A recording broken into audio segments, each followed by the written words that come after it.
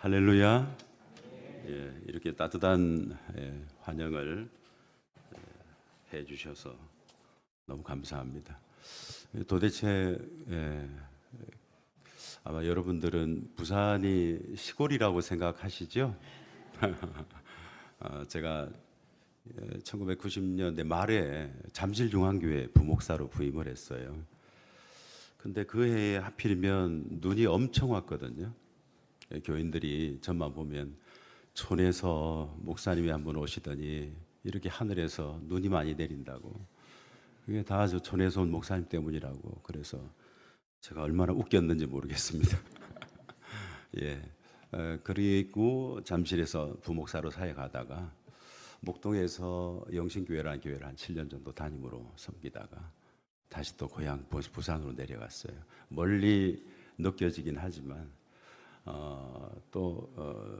우리의 어떤 그 생각이나 감정의 거리는 여러분들은 그렇지 않지만 저는 꽤 가깝답니다. 왜냐하면 늘 잠실 패밀리 혹은 향상 패밀리처럼 정주체 목사님이 분립해 나가는 그때 제가 그 잠실교회 부목사이기도 했고 향상교회가 구성에 처음 만들어질 그때 같이 기도하고 했던 그런 초창기 멤버이기도 합니다. 그러면서 드림 향상교회가 또 이렇게 분립이 되어 왔다는 얘기를 듣고 작년에 선교지에서 만났어요. 베트남에서 야식 목사님 만나면서 아니 세상에 이렇게 눈이 반짝거리는 목사님이 있나? 그분하고 대화하면서 무슨 꿈을 꾸는 것 같아요.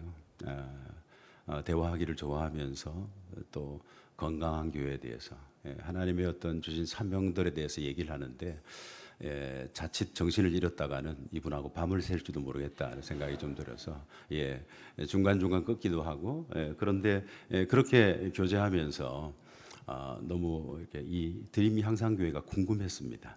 어떻게 예전에 우리가 건강한 교회 또 건강한 성도 건강한 사회를 향해서 가지고 있던 그 비전 한 25년이 벌써 흘렀습니다.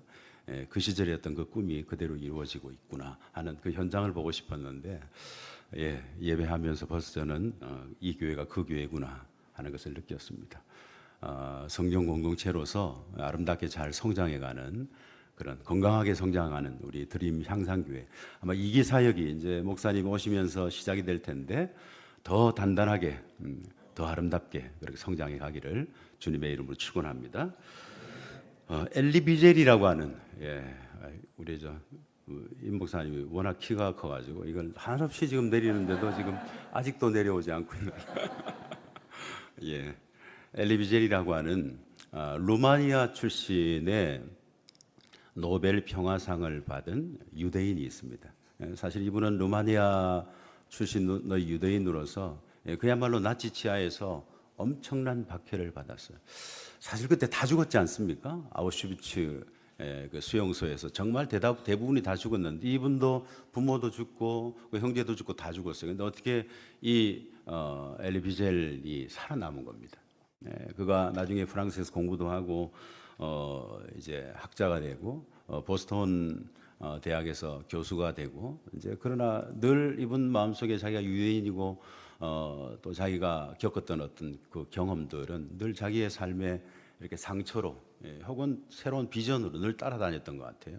이분이 책도 좀 여러 번 썼는데 그 가운데 예루살렘의 거지들이라고 하는 책이 있습니다만 사실은 전체적으로는 조금 어려운 내용이에요. 어려운 내용인데 대강의 내용은 이제 거기 다비드라고 하는 주인공이 소위 여러분 아시다시피 1947년 세계 2차 대전이 끝나고 나서 이스라엘 사람들이 자기 나라로 돌아가서 나라를 세우려고 할 때 그때 이제 나라를 세우는 게 녹록하지 않았거든요. 겨우 나라를 세워서 뭐 중동의 어떤 여러 나라들과 뭐 6.1 전쟁도 치르고 어떤 그런 어떤 와중에 거기 흩어졌던 세계 유대인들이 함께 몰려들어서 같이 나라를 이루어서 같이 전쟁도 치러내고 뭐 그러면서 또 예루살렘으로도 돌아가고 뭐 이런 어떤 꿈을 꾸고 비전을 가지고 갔는데 막상 그렇게 전쟁의 와중에 전쟁이 끝나고 예루살렘에 갔지만 거기에 특별히 자기들을 반겨주는 사람이 없어요. 이 조국을 위해 싸웠는데 자기를 기다리는 사람도 없어요. 거기 전쟁에 참여했던 사람들이 소위 통곡의 벽이라고 하는, 거기 몰려들어서 거기서 울고 통곡하고, 그런 어떤 장면들. 사실은 다윗이라는 사람이 왔다 갔다 하고 내용들이 좀 복잡하고 난해하긴 합니다만, 어쩌면 어떤 인간의 어떤 실존을 다룬, 유대인으로서 방황하고 또 그러면서 독립도 얻었고, 또 나름대로 우리가 꿈에 그리던 어떤 그런 나라를 찾았다고 하는 어떤 기쁨도 있지만, 그러나 그 기쁨 뒤에 드리워져 있는 어떤, 그러나 영원히 이게 진짜인가? 이게 우리가 꿈꾸던 바로 그 나라인가? 하는 어떤 생각 때문에 그게 채워지지 않는 어떤 절박함. 아마도 엘위젤은 이 책을 통해서 어떤 인간의 어떤 실존에 대해서 얘기를 좀 하는 것 같아요. 그러면서 예루살렘에 대한 어떤 특별한 감정들, 사실 예루살렘에 대한 어떤 특별한 감정들이 여행을 가는 사람들도 있죠. 가면 가슴이 뭉클해요. 아마 여러분들 가운데 성지순례를 다녀온 분들, 예루살렘에 다녀온 분들은 느꼈겠지만, 거기 세계 모든 종교가 다 모여 있는 바로 그곳인데, 그곳에 갔을 때 어떤 특별한 어떤 감정. 엘리 위젤도 이 책에서 예루살렘에 대해서 그렇게 얘기하고 있습니다. 예루살렘, 그곳은 사람들 눈에 분명하면서도 숨겨진 이름이다. 우리를 살리기도 하고 동시에 우리를 죽이기도 하는 망명자들에게는 기도의 제목이고, 다른 사람에게는 약속의 땅이다. 예루살렘, 그곳은 기적과도 같이 모든 사람을 순례자로 바꾸어 놓는 도시이다. 그 누구도 달라지지 않고는 방문할 수도 떠날 수도 없는 도시이다. 예루살렘의 어떤 도시에 대한 어떤 독특한 어떤 특별함, 예루살렘이 얼마나 특별한지에 대해서 사실 얘기를 하고 싶었던 것 같아요. 근데 여러분, 예루살렘이 특별하다고 하는 것은 엘리 위젤뿐만이 아니에요.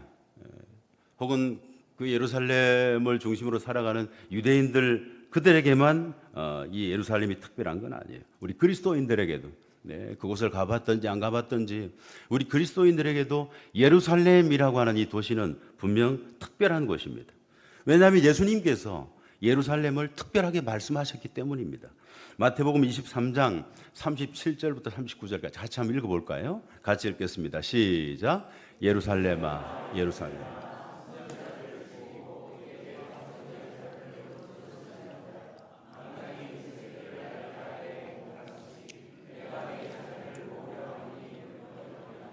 그러나 너희가 원하지 아니하였도다.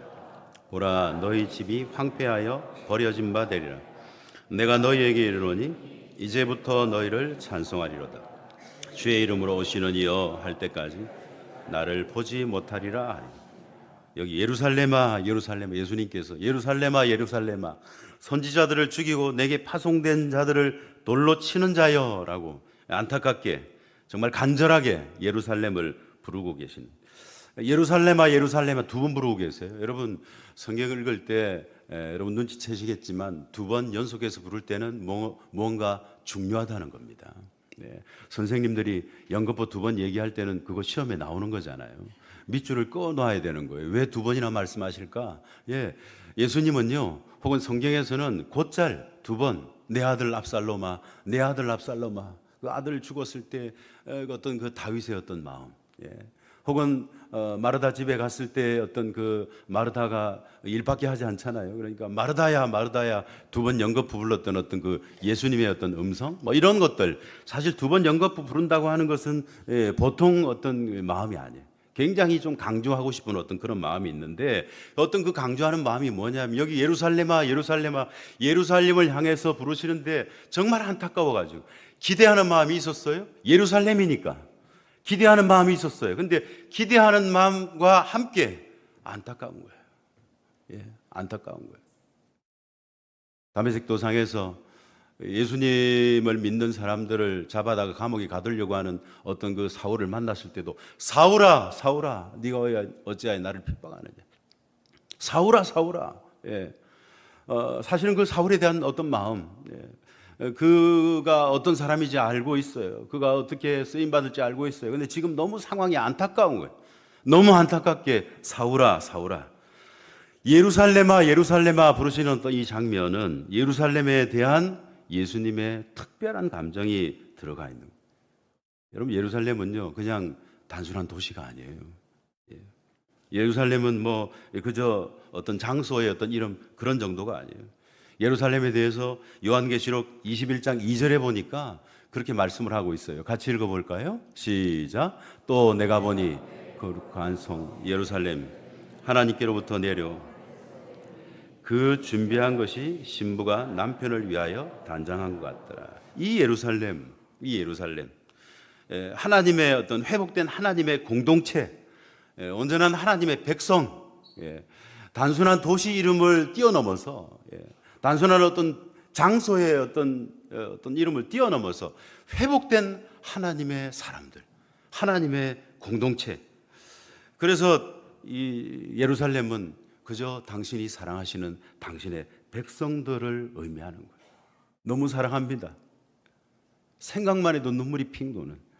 오늘 여러분들 그런 분들이 계시죠? 뭐 자녀들이라든지 남편이라든지 아내라든지, 혹은 뭐 군에 가 있다면 더 하겠죠. 멀리 해외로 유학 가 있다면 더 할 거예요. 혹은 뭐 가까운 시간에 안에 천국 먼저 가신 어떤 가족이 있다면 더 할지도 모르겠어요. 어떤 사람에 대한 어떤 마음, 너무나 사랑하고요. 너무 사랑하고, 너무 그 사람 생각하면 행복하고, 자랑스럽고 기쁘고. 그런데 사랑하기 때문에 소갈이도 하는 거예요. 자식 때문에.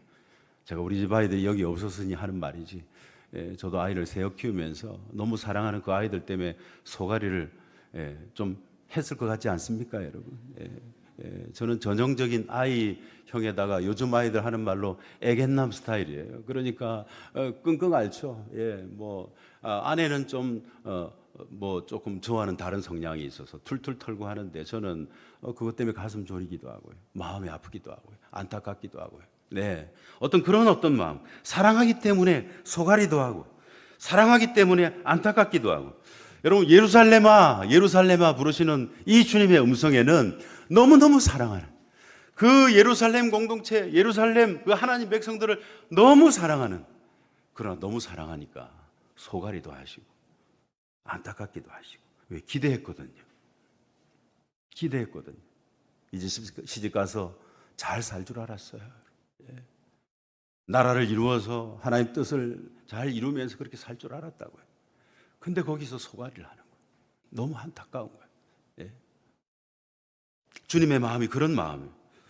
사실 우리가 읽었던 이 말씀은 이사야서는 28장부터 33장까지 소위 이제 뭐 5가지 화에 대해서 메시지를 전하고 있는데, 여기 어떤 메시지, 심판의 메시지가 연이어서 쭉 나오는 건데요. 이 심판의 메시지의 그 뒤안길에는요, 그야말로 하나님의 심장이 녹아 있는 사랑하는 마음, 그 백성들을 향한 어떤 애절한 마음, 어떤 호소, 하나님의 마음이 그대로 담겨 있는, 그들에게 화를 선포하는 말씀이긴 한데, 그 말씀 속 밑바닥에는 뭐예요? 오히려 얼마나 절절히 사랑하는지 하는 그런 마음들이 담겨져 있는 말씀이 오늘 본문입니다. 정말 우리를 향한 하나님의 간절함이 그대로 드러난, 그래서 이 말씀을 읽고 듣는 사람들로 하여금 뭉클하게 하는 어떤 말씀이에요. 그 마음이 잘 나타나 있는 게 오늘 본문 1절 2절인데, 1절 2절 한번 같이 읽어볼까요? 같이 읽겠습니다. 시작. 슬프다 아리엘이여,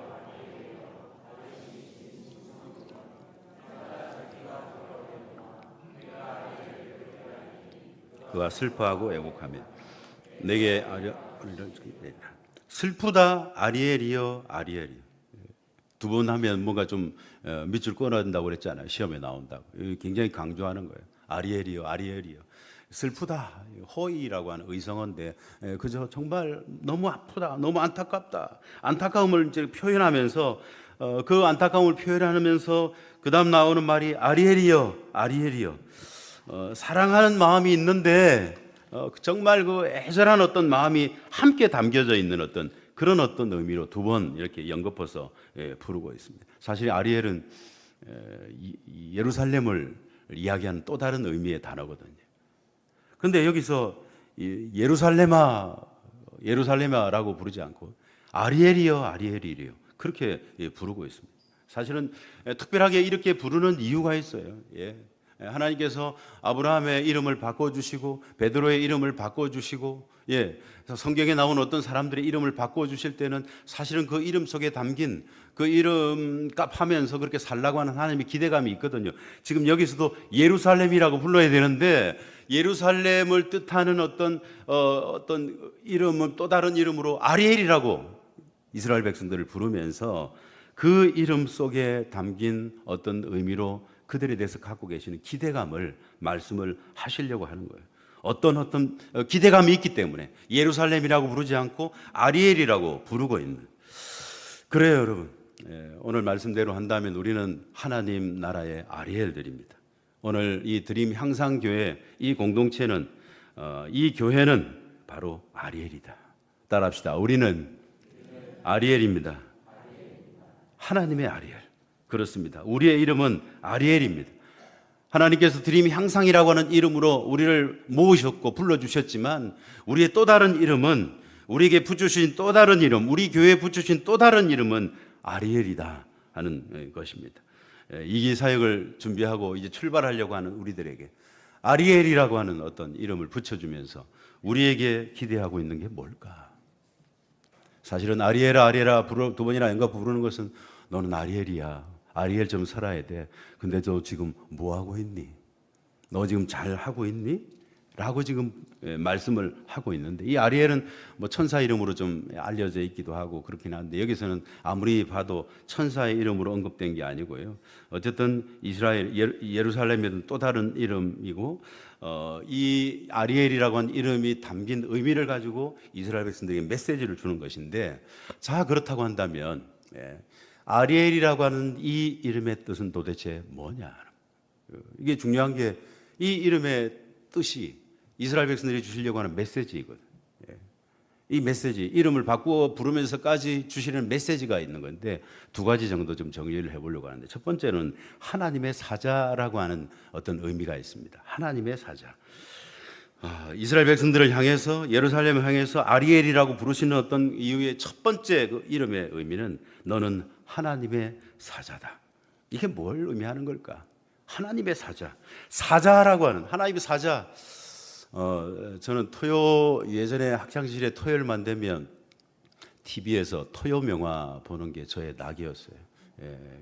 어떤 그 특유의 어떤 음악이 흐르면서 거기에 그야말로 존 웨인부터 시작해가지고 토요 명화 극장에 자주 등장하는 어떤 그런 이름들이 있죠. 여기에 좀 젊은 분들은 그게 뭐야? 뭐 넷플릭스로 보는 거야? 뭐야? 이렇게 얘기할지 모르겠지만 TV가 막 나와가지고 같이 보던 어떤 그 시절에는 또 뭐 그렇다고 제가 연식이 그렇게 오래된 건 아닌데 어쨌든 토요 영화를 좀 많이 봤던 것 같은데, 그 가운데 미국의 유대인으로서 소설가였던 레온 유리스라고 하는 사람이 쓴 엑소더스라고 하는 저 영화, 아주 오래된 영화인데 1960년대 저게 영화로 나왔어요. 근데 그러나 그 이후에 계속해서 저 영화가 뭐 무슨 명절만 되면 틀어주고 막 이래가지고 제가 몇 번인가 본 것 같은데, 우리나라에서는 영광의 탈출 뭐 이런 제목으로 영화가 나왔었죠. 폴 뉴먼이라고 하는 사람이, 저기 젊은 시절의 어떤 폴 뉴먼이에요. 저기 지금 모자 쓰고 있는 사람이. 레온 유리스라고 하는 사람이 왼쪽에 있는 사람인데요. 뭐 영광의 탈출하니까 생각이 안 날 수 있는데 혹시 영상 음량을 한번 들어줄 수 있나요?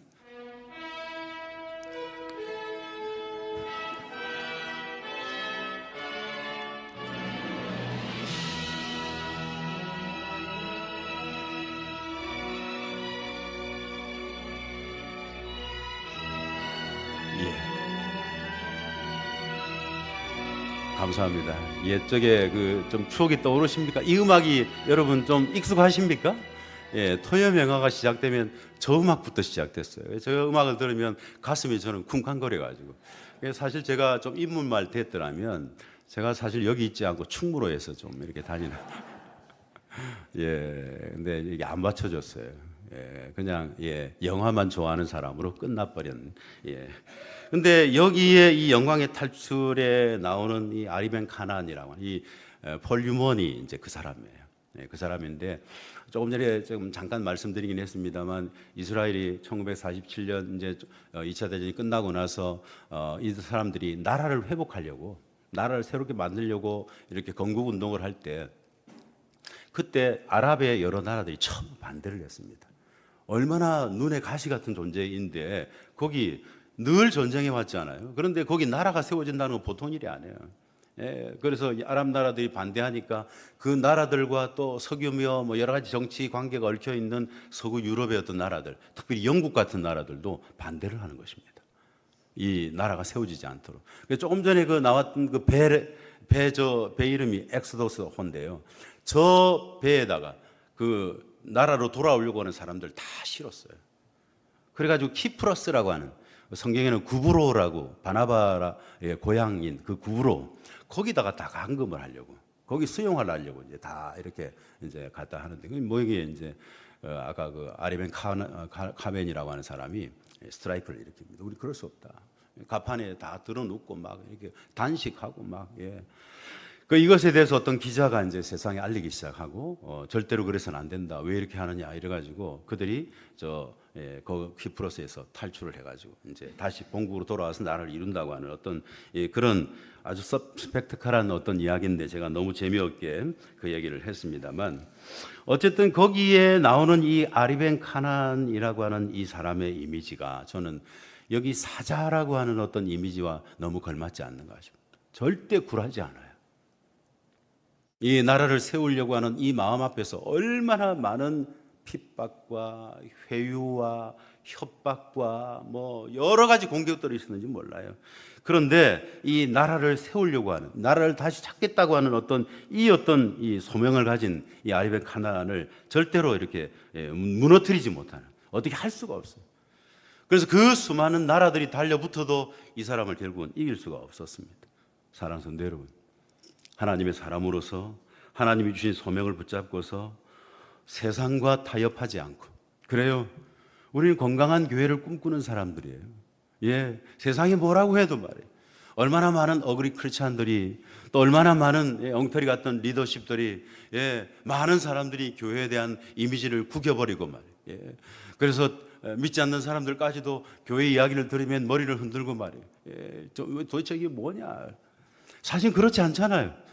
훨씬 더 많은 사람들이 훨씬 더 아름답게 섬기고 세우고 봉사하고 선교하고 주님 위해서 영광 위해서 그렇게 달려가고 있는데 당장 뭐 세상은 눈에 보이는 어떤 사람들, 때로는 우리와 전혀 본질이나 신학도 다른 어떤 이단 뭐 이런 사람들 거기에 마음을 뺏겨서 뭐 기독교가 같은 거 아니냐 뭐 이렇게 공격을 할 때도 있잖아요. 얼마나 억울한지 몰라요. 근데 어떤 공격들이 있다고 할지라도 끝까지 십자가 가지고 죄와 싸워 이기는 사자의 이미지. 저는 아리벤 카벤이 좀 그런 사람이었고, 오늘 그리스도인 하나님의 사자, 여호와의 사자라고 하는 이름에 어떤 걸맞는 어떤 이미지를 거기서 내가 생각을 해봤는데, 여러분 그게 세상에서 살아갈 우리들의 이미지입니다. 우리는 뭐 순하게 생기긴 했지만 말이에요. 저도 아무리 상대방이 막 끼어들고 이래도 크락실 한번 제대로 울리지 못하는 마음 약한 소심이긴 한데, 그러나 우리가 뭐 그렇다고 하더라도 우리는 그렇게 유약한 사람들이 아니에요. 우리는 따라합시다. 우리는 하나님의 사자입니다. 여러분 사자가 두려워하겠어요, 여러분? 여호와의 사자가, 하나님의 사자가 두려워하겠습니까?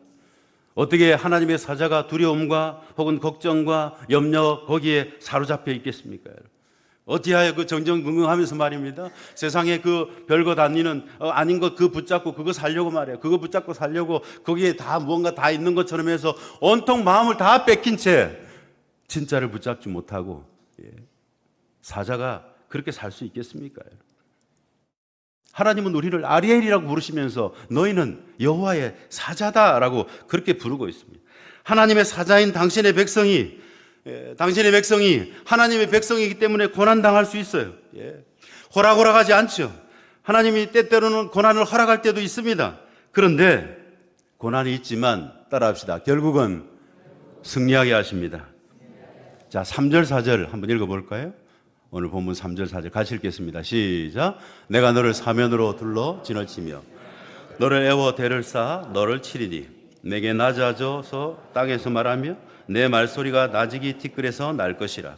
내 목소리가 신접한 자의 목소리같이 땅에서 나며 내 말소리가 티끌에서 짓거리라. 이 말씀은 좀 쉽게 이런 말씀이에요.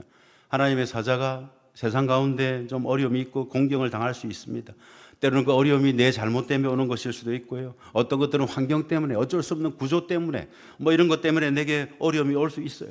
혹은 때때로는 영적인 공격을 받을 수가 있습니다. 그런데 그런 공격을 받으면 엎드려서 씨름할 수밖에 없고 호소할 수밖에 없고 뭐 어떤 땅에서 엎드려서 꼼짝 못하는 그런 상황이 올 수도 있습니다. 그런데 여러분, 그게 하나님의 사자의 삶의 결론은 아니라는 것입니다. 오늘 3절 4절의 말씀이 좀 어렵지만 그런 의미예요. 그 어려움이, 따라합시다. 지금 나의 어려움이 내 삶의 결론은 아닙니다. 그래요, 여러분. 하나님의 사자인 아리엘에게 지금 겪고 있는 고통이 삶의 결론이 아니라는 거예요. 지금 부닥치는 어떤 그 삶의 고통이, 어려움이, 눈물이 삶의 결론이 아니라는 것입니다. 그것은 그저 과정이에요. 더 놀라운 이야기가 앞으로 펼쳐질 것입니다. 하나님이 그렇게 약속하시는 것이죠. 5절부터 8절까지 한번 그 약속을 한번 들어볼까요? 좀 길지만 같이 한번 읽어보겠습니다. 시작. 그럴지라도 내 대적의 문에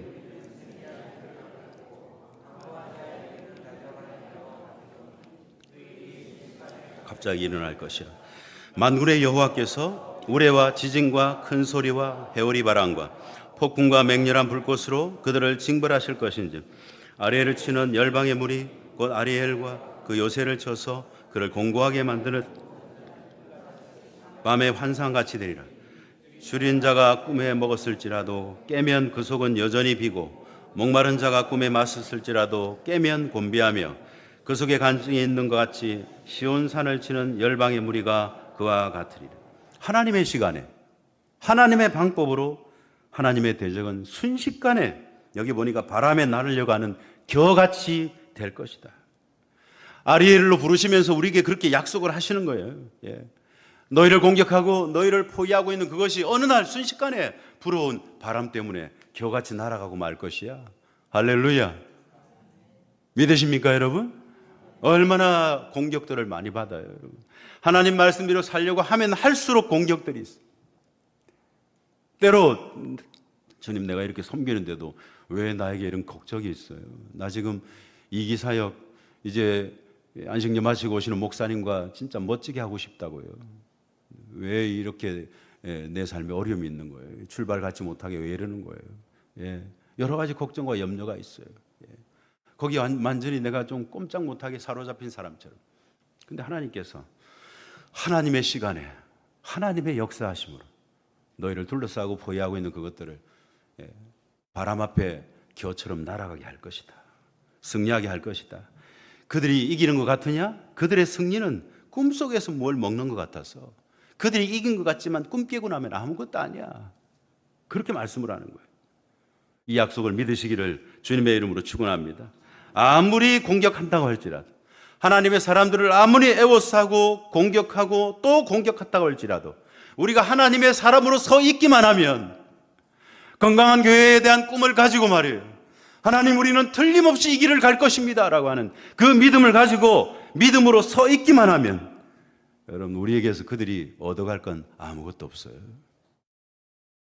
하나님이 바람 부르셔서 그들을 겨같이 날아가게 하실 것이기 때문입니다. 그러면 하나님 말씀하시는 거예요. 세상에 대해서 하나님의 사자로서 당당하게 살아라. 당당하게 살아라. 겸손하지만, 정말 겸손하지만 아름답지만 그러나 당당하게 살아야 한다. 아리엘이라고 하는 이름 속에 담긴 첫 번째 메시지는 그거예요. 너는 하나님의 사자야. 괜히 그렇다고 해서 집에 가서 안 믿는 남편 보고 으르렁거리고 이렇게 뭐 잡아먹으려고 하면 입장이 곤란하고요. 여기에 사자의 의미를 아시겠죠? 너무너무 겸손한, 너무너무 아름다운, 그러나 어떤 공격에도 굴하지 않고 나는 가리라. 이 믿음을 길을 걸어가리라. 하나님 앞에 서 있으리라. 그렇게 힘있게, 용맹스럽게, 당당하게, 위엄 가지고 믿음으로 승리하시는 여호와의 사자, 하나님의 사자로 그렇게 승리하시는 저와 여러분 되기를, 특별히 우리 드림 향상교회 이기 사역이 되기를 주님의 이름으로 축원합니다.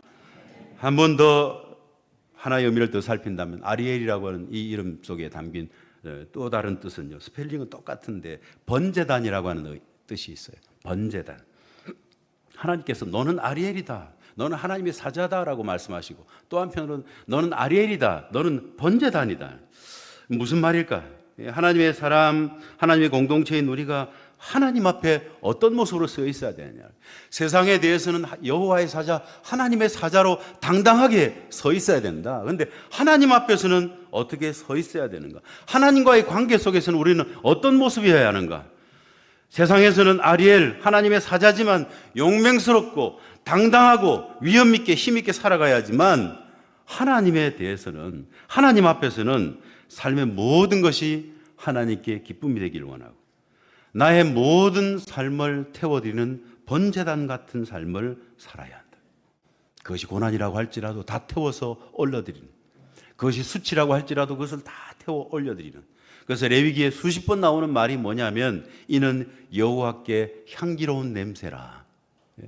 이는 여호와께 향기로운 냄새라. 오늘 여러분, 우리가 이 예배를 드리는 이 예배가 모든 내 삶의 모든 걸 다 태워서 올려드리는, 그래서 여호와께 향기로운 냄새로 올려드리는 그런 저와 여러분의 예배가 되기를 주님의 이름으로 축원합니다. 그래요 여러분, 여호와께 향기로운 냄새로 올려드리는, 우리가 하나님 백성으로 살아간다고 한다면, 하나님의 사람으로 살아간다고 한다면, 우리 마음에 있는 감정, 우리 마음에 있는 생각, 삶의 모든 이야기가 때로 고난이고 때로 수치라고 할지라도 그 모든 것을 통해서 나타나야 할 것은 하나님을 기쁘시게 하는, 하나님이 기쁘시게 받으시는 향기로운 냄새로 올라가야 한다. 그게 번제단의 의미입니다. 너는 번제단이어야 돼. 너는 번제단이야. 결국 뭡니까? 예배 이야기하는 거예요. 아리엘이여 부르시면서 기대하는 것은 예배자를 기대하시는 것입니다. 이기 사역을 뭘로 출발할 거예요? 뭘로 출발할 것인가? 뭐 비전위원회에서 모여서 이런저런 얘기도 하고, 얼마나 하나님 주신 비전을 가지고 우리가 얼마나 아름답게 살아갈 것 알고 있어요. 틀림없이 드림 향상교회가 그야말로 아름답게 잘 쓰임 받을 거예요. 근데 그 첫 번째 자리에 우리는 예배자로 서 있어야 한다. 예배자의 자리에 서 있어야 된다. 우리가 하나님 앞에 와서 드리는 모든 예배, 그래요 여러분, 뭐 우리가 지금 이 연합 예배의 어떤 이 예배도 그렇지만, 우리의 삶의 모든 일상에서 우리는 하나님 앞에 예배자로 서 있어야 한다. 오늘 본문 뒷부분에 있는데요, 13절 말씀 한번 읽어볼까요? 13절 같이 읽겠습니다. 시작. 주께서 이르시되 이 백성이 입으로는 나를 가까이하며 입술로는 나를 공경하나 그들의 마음은 내게서 멀리 떠났나니 그들이 나를 경외함은 사람의 계명으로 가르침을 받았을 뿐 아니라. 이 백성이 입으로는 나를 가까이하나 입술로는 나를 공경하지만 마음은 멀리 떠났다는 것. 형식적이고 혹은 습관적이고 마음을 온전히 드리지 못하는 어떤 그런 예배 혹은 그런 예배자, 아닙니다. 번제단 속에서 다 타고 없어야 됩니다. 하나님께 다 올려드려야 됩니다. 예배 드리는데 여전히 자존심은 남아있어요? 예배 드리고 나가는데 여전히 감정은 남아있어요? 예배 드리고 나가는데 내 어떤 걱정, 염려, 생각, 복잡했던 것들 다 그대로 남아있어요? 아니에요 여러분. 예배 드리면서 다 태워 올려드려요. 내 복잡한 생각도, 내 자존심도, 내 감정도, 나의 모든 삶의 이야기도 하나님 앞에 예배자로 서서 예배 드릴 때 하나도 남김없이 하나님 앞에 다 태워서 올려드려야 된다. 스가랴서를 보면 환상에 대한 말씀이 많이 나오는데요, 우리 스가랴서 3장 1절부터 4절까지 한번 읽어보겠습니다. 같이 읽겠습니다. 시작. 대제사장 여호수아는 여호와의 천사 앞에 섰고 사탄은 그의 오른쪽에 서서 그를 대적하는 것을 여호와께서 내게 보이시리라. 여호와께서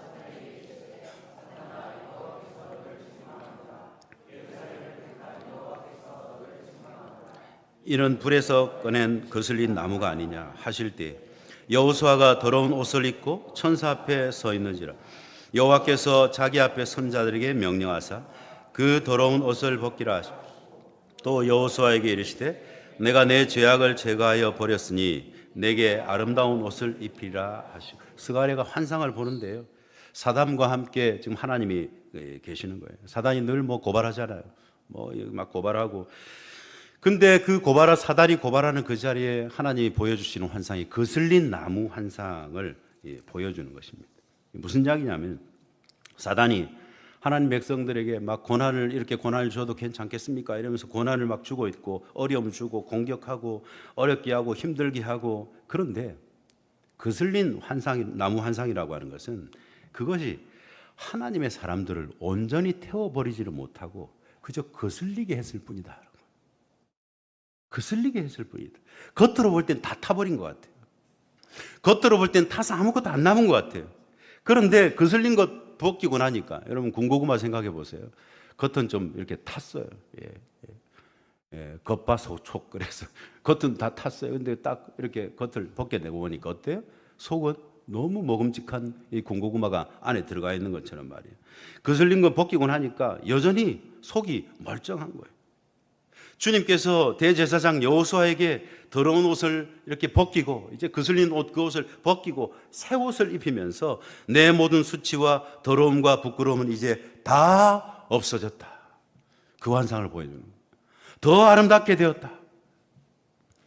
이것이 예루살렘을 택한 하나님께서 사탄이 막 고발하고 뭐 이래도 괜찮겠습니까? 이러면서 했는데 거슬렸을 뿐이에요. 벗기고 나니까 얼마나 아름다운지. 하나님이 새 옷을 입혀주시면서 아름답다고 하시고.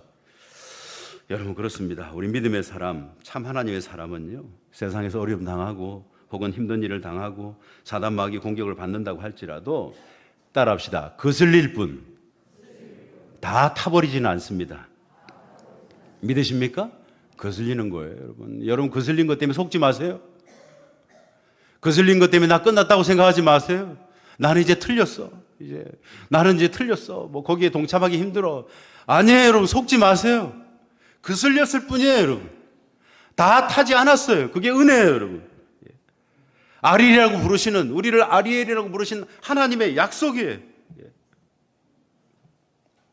반면에 세상의 공격 앞에서는 타지 않지만, 그런데 여러분 따라합시다. 하나님 앞에서는 다 타야 합니다. 그게 번제단이에요. 가지고 있는 모든 것 거슬릴 정도로 하면 안 돼요. 다 올려드려서 태워버려요. 내 생각, 내 욕심, 내 편견, 내 의, 내 계획, 내 생각 다 태워버리고 주님 앞에 향기로운 냄새로 올려드리는 것. 그것이 바로 아리엘이라는 별명을 가진 성도들의 삶이고 예배입니다. 정말 안타까운 것은 이게 정반대가 되는 경우예요. 사단의 공격이, 세상의 공격이 있으면 그냥 다 타버렸어요. 너무 쉽게 타버렸어요. 아니, 이럴 수가 있어? 가끔 축구 같은 거 보면 막, 아니, 저렇게 쉽게 뚫리는 거야? 이러면서 막. 저도 야구를 좋아하는데, 아니, 저렇게 점수를 주는 거야? 뭐, 그냥 쉽게 다 줘버렸어요. 남은 게 없어요. 고난 좀 당했는데, 고난 좀 당했다고, 아니, 남은 게 없어요. 그렇게 예수 믿는다고 그러다가, 그렇게 찬양하고 예배드려. 아니, 고난 그 한번 당하고 나서 남은 게 없어요. 시험거리 한번 만나고 나서 그냥 남은 게 아무것도 없어요. 그런데 하나님 앞에서는 계속 거슬리기만 하는 거예요. 거슬리기만. 교회를 그렇게 오래 다녔는데 마음이 안 바뀌어요. 교회를 그렇게 오래 다녔는데 감정이 조금도 바뀐 게 없어요. 관점이 바뀌지 않았어요. 뭐 건강한 교회가 어떻다고 이러면서 말이에요. 내 건강이 중요하지 이러면서 말이에요. 교회가 건강한 것이 얼마나 중요한 건지에 대해서 어떤 그 인사이트, 통찰력이 아직도 키워지지 않고 그냥 여러분, 반대로 가면 안 돼요. 그야말로 우리는 세상을 향해서 아리엘, 하나님의 사자로서는 그야말로 무너지지 않는 그저 거슬릴 뿐이지만 하나님 앞에서는 다 타버리는 번제단 같은 그런 삶을 사는 성도가 되어야 됩니다. 이것이 아리엘아, 아리엘아, 정말 간절하게 부르시는 어떤 그 하나님의 기대입니다. 오늘 여러분들이 그렇게 이 아리엘아, 아리엘아 부르시는 이 하나님의 기대에 응답하는 그런 성도들이 다 되기를 주님의 이름으로 축원합니다. 그렇게 거기에 그런 어떤 응답하는 사람으로 날 때 하나님이 약속하세요. 22절부터 24절까지 마지막 이 말씀을, 약속의 말씀 붙들어 볼까요? 같이 읽겠습니다. 시작. 그러므로 그래서 야곱 족속에 대하여 이같이 말씀하시. 야곱이 이제는 그의 얼굴이 이제는 창백해지지 아니할 것이며 그의 자손은 내 손이 그 가운데 행한 것을 볼 때 내 이름은 거룩하다 하며 야곱의 거룩한 일을 거룩하다 하며 이스라엘의 하나님 마음이 혼미하던 자들 총명하게 되며 원망하던 자들도 교훈을 받으리라 하셨느니라. 여러분, 이것이 우리에게 주시는 하나님의 흔들리지 않는 어떤 약속입니다. 내가 다시는 너희가 부끄러움을 당하지 않을 것이다. 너희 얼굴이 창백해지지 않을 것이다. 내가 너와 함께한 이 모든 것을 통해서 정말 그야말로 하나님을 거룩하다 경외할 것이다. 아름답게 살아갈 것이다. 그렇게 될 것이다 라고 말씀을 하시는 것입니다.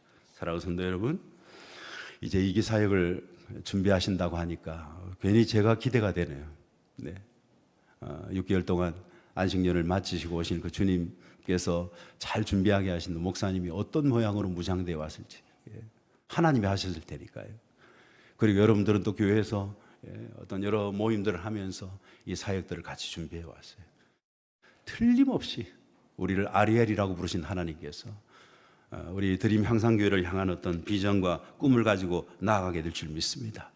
중요한 것은요, 하나님의 사자로 여러분이 나가야 돼요. 웬만한 일에 눈도 끔찍하지 마세요. 네. 우리를 시험 들게 하려고, 정말 중요한 때 시험 들게 하려고 달려들거든요. 예. 그 공격에 절대로 무력하게 넘어지지 마세요. 거슬릴 뿐이에요. 예. 그리고 번제단으로, 향기로운 냄새로, 예배자로, 예. 이 가을에 여러분들이 우리가 그렇게 나가야 돼요. 철저한 예배자로, 세상에서는 당당한 하나님의 사자로, 그런 하나님 앞에서는 그야말로 예배자로 서 있어서 하나님께서 약속하신 이 놀라운 어떤 약속들, 여러분이 받아 누리시고 여러분이 꿈꾸시는 드림 향상 제2기 그 아름다운 모습을 잘 이루어 가시게 되기를 주님의 이름으로 축원합니다.